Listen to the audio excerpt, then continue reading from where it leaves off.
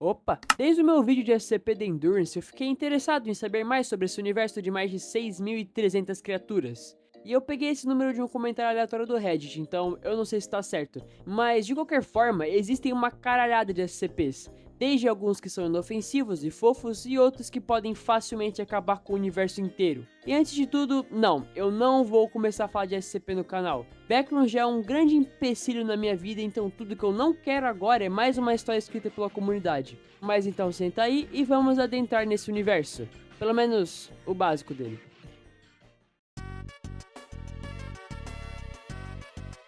O conceito de SCP surgiu em 2007 com essa imagem, que ficaria conhecida como SCP-173. E logo em 2008 foi criado o site da fundação, onde pessoas poderiam criar seus próprios SCPs. Sabe, é bizarro pensar que uma única imagem gerou todo um universo gigantesco. Tá, mas o que é a Fundação SCP no contexto desse universo? A Fundação SCP é uma organização secreta que tem a função de proteger a humanidade de criaturas ou objetos anômalos denominados de SCP-número aleatório. E cada SCP criado é atribuído a uma classe de objeto, que, ao contrário da classe de sobrevivência dos Backrooms, as classes de objeto determinam se o SCP é fácil ou não de se conter e não se ele é perigoso de fato. Classe seguro.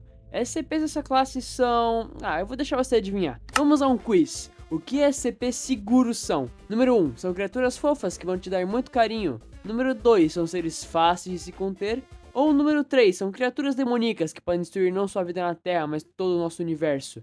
Independentemente do que você escolheu, isso não importa, já que SCPs da classe seguro são obviamente SCPs fáceis de se conter e que não necessitam de muitos recursos. Alguns exemplos são o SCP-500, que são pílulas em um potinho, ou seja, é algo que fica parado. E outro exemplo é o SCP-999, que é um bicho fofo que faz cócegas em você. Classe Euclídeo. SCPs da classe Euclídeo são SCPs que precisam de mais recursos para serem contidos e que não são entendidos o suficientemente. Um exemplo é o SCP-096, que não é entendido sua natureza ou porque ele ataca pessoas que olham para seu rosto. Classe Kitter. SCPs Kitter são extremamente difíceis de serem contidos, tendo procedimentos de contenção extremamente extensivos e complexos.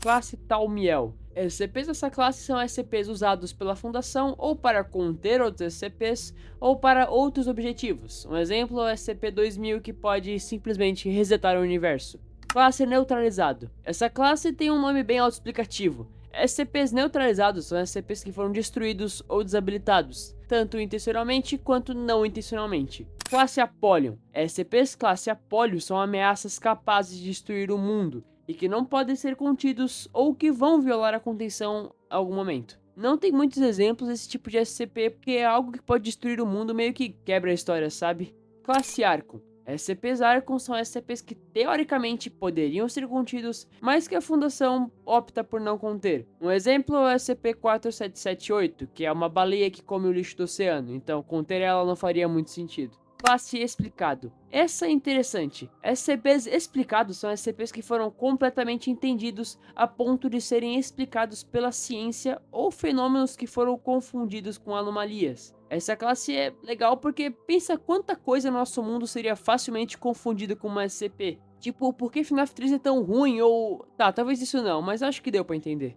Classe Pendente.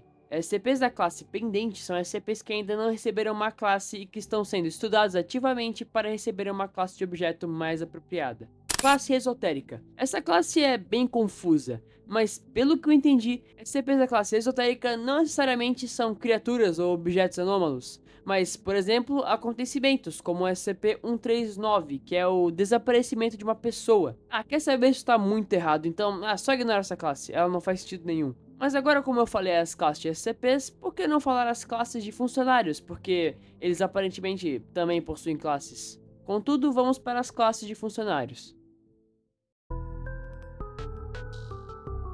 Existem 5 classes de funcionários, indo de A a E. As classes E e D são as mais baixas, sendo a classe E uma classe provisória dada a funcionários que foram expostos a efeitos de SCPs e que ficam em quarentena. Já a classe D, como eu expliquei no outro vídeo, são a escória da fundação, pessoas descartáveis usadas pela fundação para testar SCPs perigosos. As classes C e B pertencem a pessoas mais importantes dentro da fundação, como soldados ou cientistas no caso da C, e pessoas essenciais para a operação da fundação, como a classe B.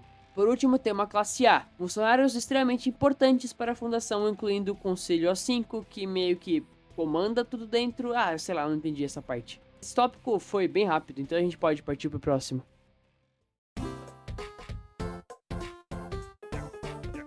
Qual o melhor jeito de falar de SCP se não falando de SCP? Então eu reuni aqui 5 SCPs que eu achei mais interessantes de colocar no vídeo, ou que eu fui obrigado também. No roteiro antigo, nessa parte eu iria falar do SCP-682, o réptil difícil de destruir. Mas quem liga para um lagarto decomposto quando se tem pílulas? O SCP-500 é uma caixinha contendo 47 pílulas vermelhas. Uma pílula, quando ingerida, cura todas as doenças do indivíduo que a ingeriu, incluindo efeitos de outros SCPs. Esse SCP é basicamente só isso, mas eu gosto dele. Eu resolvi falar desse SCP de novo por um único motivo, que no caso é porque o meu thumb maker colocou ele na thumb. Valeu aí.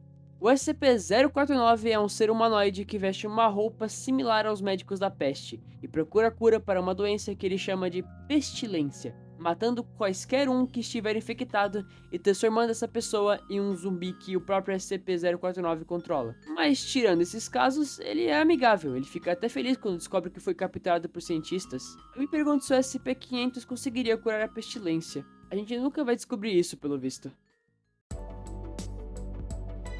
O SCP-113 é uma pedra vermelha semelhante a uma jaspe que, quando entra em contato com algum indivíduo, muda totalmente a genética desse indivíduo, invertendo seu gênero. E não é possível reverter essa alteração. Esse SCP foi recomendado por um inscrito e eu fico meio triste de só falar isso desse SCP, mas fazer o quê? A maior parte dessa wiki é só um monte de coisa científica.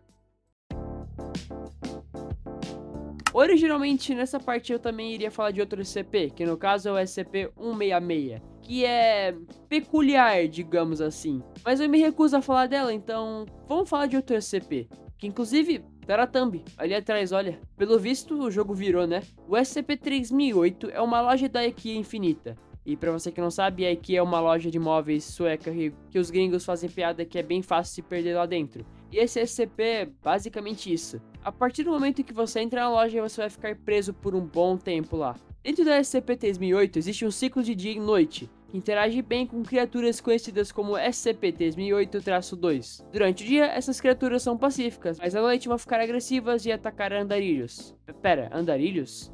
Foi mal, foi o costume. Eu gosto desse SCP, por nenhum motivo aparente. O SCP-001 tem uma proposta muito interessante, já que existem vários SCP-001. Basicamente, o SCP-001 é extremamente importante para a história da Fundação, sendo o motivo pelo qual ela foi criada. E saber sobre ele poderia ser perigoso por algum motivo. Por conta disso, várias propostas do que seria a SCP-001 foram criadas, sendo ao todo 53 fucking propostas, com a maioria delas sendo bem detalhadas, então boa sorte caso você queira ler cada uma. Aonde eu quero chegar falando do SCP-001 é que é muito interessante pensar que entre todas as propostas, uma delas, ou até nenhuma, pode ser verdadeira, e cabe à comunidade decifrar qual é. E pelo que parece, a gente tem uma resposta tipo, você provavelmente conhece o Rei Escarlate, eu mesmo já conhecia, mesmo não fazendo parte dessa comunidade. Então eu acho que a comunidade canonizou que ele é o SCP-001. Eu sei lá. Mas, basicamente, o Rei Escarlate é uma entidade cósmica presente desde o começo dos tempos, que representa toda a dor do universo. Ele também tem 7 filhas e Eu me recuso a falar isso.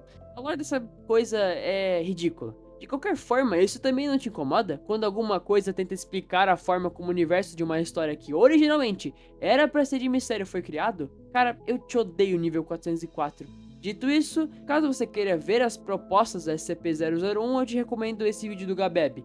Eu sei que tem mais de 3 horas, mas vale muito a pena. É uma boa experiência.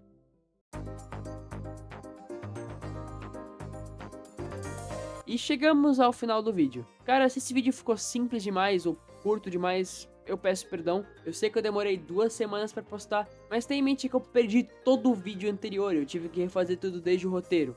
E também tem outra coisa em mente de que esse vídeo foi feito por uma pessoa que não acompanha e que não se importa nem um pouco com SCP. Então toda possível informação errada que eu dei no vídeo foi proposital. Ou não também, porque eu sou um merda. Mas enfim, esse foi o vídeo, espero que você tenha gostado e tchau!